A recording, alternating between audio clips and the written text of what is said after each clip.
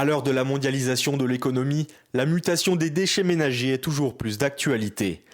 Papier, plastique, carton, verre, emballage, l'ensemble de ces ordures ménagères provoque l'accumulation de déchets et la saturation des centres de traitement, d'où l'importance du tri dans le cycle de traitement des déchets. Selon l'ADEME, entre 2014 et 2015, les Français ont généré pas moins de 345 millions de tonnes de déchets, dont seulement 47 ont été traités. Notre société de consommation, symbolisée par l'abondance de produits à usage unique, nécessite une prise de conscience collective sur l'incidence des gestes de chacun au quotidien. Le manque d'implication de certains citoyens dans le tri et l'absence de logique volontaire de réduire les suremballages et de revoir la conception des contenants des industriels ne simplifient pas les processus de traitement et de tri. Notre mode de vie marqué par la surconsommation implique le recours à des alternatives renouvelables afin d'optimiser nos ressources naturelles. Il est aujourd'hui essentiel de mieux valoriser les déchets. Dans notre département, le traitement et la valorisation des déchets une fois le tri effectué, c'est à Bourgogne qu'on les trouve. Malgré des craintes sociétales persistantes, l'incinération offre un moyen sûr et efficace d'élimination des déchets ménagers ne pouvant être recyclés. Les UIOM, unités d'incinération d'ordures ménagères qui produisent de la chaleur et de l'électricité, contribuent en outre à réduire la consommation d'énergie fossile.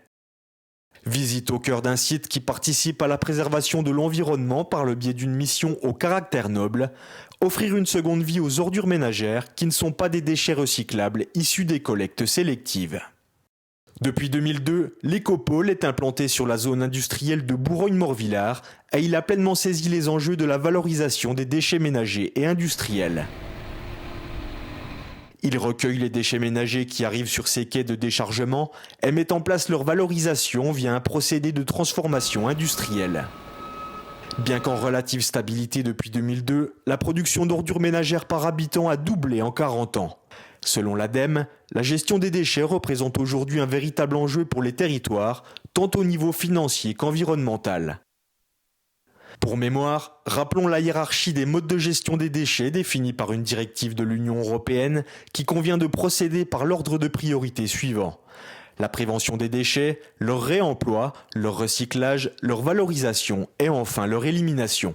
Les mâches-fer rentrent dans l'objectif de valorisation dans la mesure où un sous-produit à forte valeur ajoutée est créé à partir de l'incinération des déchets.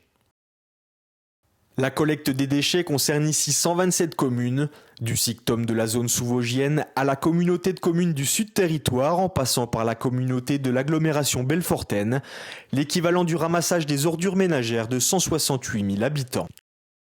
Créé en 1993, le CERTRID, syndicat d'études et de réalisation pour le traitement intercommunal des déchets, a hérité des activités de la décharge des Tuffons et des incinérateurs de Belfort et Fèche-l'Église. Une responsabilité importante pour le CERTRID qui a donc fait le choix d'un traitement par incinération avec valorisation, un positionnement environnemental compte tenu des solutions proposées. Les mâches-fer, ce sont les résidus solides de nos déchets ménagers après incinération. Les propriétés environnementales du produit obtenu se révèlent avantageuses puisqu'il est composé entre autres de granules de verre, de silice et de calcaire. Véritable incarnation du développement durable, les mâches-fer d'incinération d'ordures ménagères font l'objet de différents traitements au sein de l'Écopole de Bourgogne. Objectif, les transformer en un matériau possédant les performances mécaniques requises à des fins de construction, réhabilitation, entretien routier ou autres ouvrages de génie civil. Alors ici, nous sommes dans la salle de contrôle sur la partie pupitre pontier. Ici, on reçoit deux types principaux de déchets, donc les ordures ménagères et les DNDAE, ce qu'on appelait avant les DIB. On a deux fours à alimenter. Ils tournent en fait sur la partie réception, stockage, donc ce qu'on appelle nous gerbage, et alimentation des fours. Les ordures arrivent, comme on l'a vu, par les grappins qui tombent dans les trémies qui sont juste au-dessus de moi. Les ordures ménagères suivent la goulotte et après sont poussées vers la grille de combustion qui est juste derrière. La combustion est la première partie du process d'incinération. Donc là, on reçoit les ordures depuis la fosse et on les pousse littéralement vers la partie combustion, qui est la grille, qui est le plan incliné qui est juste derrière moi. Là, on est sur la partie proprement dite de la combustion. Donc les ordures arrivent, comme on l'a vu, par le poussoir, sont poussées sur la grille et la combustion se fait en descendant de la grille vers le bas. Il y a grosso modo 3 zones sur la grille, qu'on va dire. une zone où on fait le séchage des ordures, une zone où on fait la combustion et une post-combustion avant de tomber dans l'extracteur. La combustion tourne à 950-1200 degrés à peu près. On adapte le débit de vapeur au tonnage qu'on a en fosse. Donc on reçoit les ordures du lundi au vendredi, des fois un petit peu le samedi, et on adapte le débit à la quantité qu'on a en stock. On arrive sur la partie mâche-fer, qui est l'étape après la combustion, où on récupère donc tous les résidus solides de combustion qu'on appelle les mâches-fer. Donc la partie mâche-fer proprement dite va sur la plateforme de traitement pour sa valorisation, et ici on récupère les encombrants, ce qu'on appelle nous les monstres, qui repartent en aciérie après.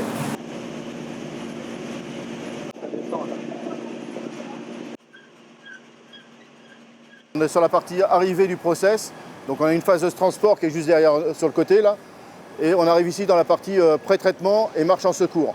On retire une partie des ferrailles avec l'overband qui est derrière moi, donc un extracteur des ferreux qui éjecte les ferrailles, et le tapis après, lui, qui transporte le mâche-fer sur la partie traitement. Ici, on est à l'étape finale, on a le produit fini qui est donc l'issue de toute la partie traitement où on fait un criblage, du déferraillage et du traitement des non-ferreux.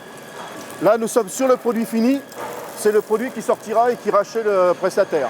Le mâche-fer, c'est la résultante de la combustion, donc on le récupère à la sortie du four, il suit toute la partie transport et traitement des mâches-fer. Donc là, c'est le tas constitué du mois d'août qui correspond à un lot de production. Chaque lot constitué subit une analyse et en fonction du classement de cette analyse, il peut être valorisable et dans ce cas-là, on peut le proposer à notre prestataire. Chaque année, 3 millions de tonnes de mâche-fer sont produits en France par l'incinération, dont 2 millions réutilisés dans les travaux publics et 1 million envoyés en centre d'enfouissement technique.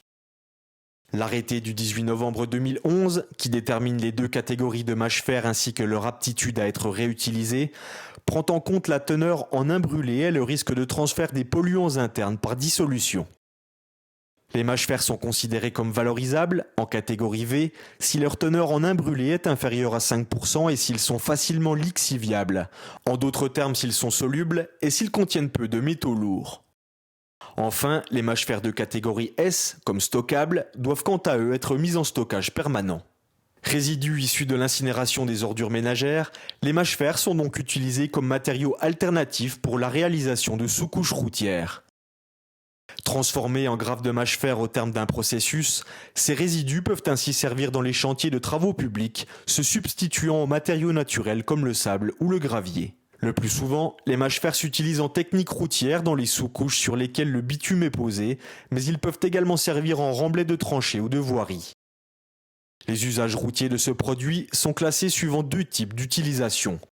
Le type 1, d'une hauteur maximale de 3 mètres, en sous-couche de chaussée ou d'accotement d'ouvrage routier revêtu. Le type 2, de 6 mètres de hauteur maximum, en remblai technique connexe à l'infrastructure ou en accotement, à condition qu'il s'agisse d'usage au sein d'ouvrages routiers recouverts. 2 millions de tonnes de mâche-fer sont en attente de valorisation chaque année en France. Alors que les carrières et les terres vierges sont sollicitées, l'usage systématique de mâche-fer valorisé contribuerait de façon significative à la préservation vertueuse des ressources naturelles. Le remblai effectué à partir de matériaux de carrière coûte 3 fois plus cher qu'un remblai en mâche-fer, et la réutilisation de ces derniers sur un chantier permet d'économiser 10 à 20% sur le prix des travaux de terrassement. Le coût pour la collectivité de la gestion lié à la non-valorisation, mise en décharge comprise, augmente quant à lui de 20 à 30% le coût du traitement des déchets par tonne. Si les maîtres d'ouvrage se doivent d'envisager l'utilisation des mâche-fer lors des procédures de marché public ou privé, les collectivités ont de leur côté la possibilité d'exercer une politique économique efficace alliée à une gestion optimale des déchets.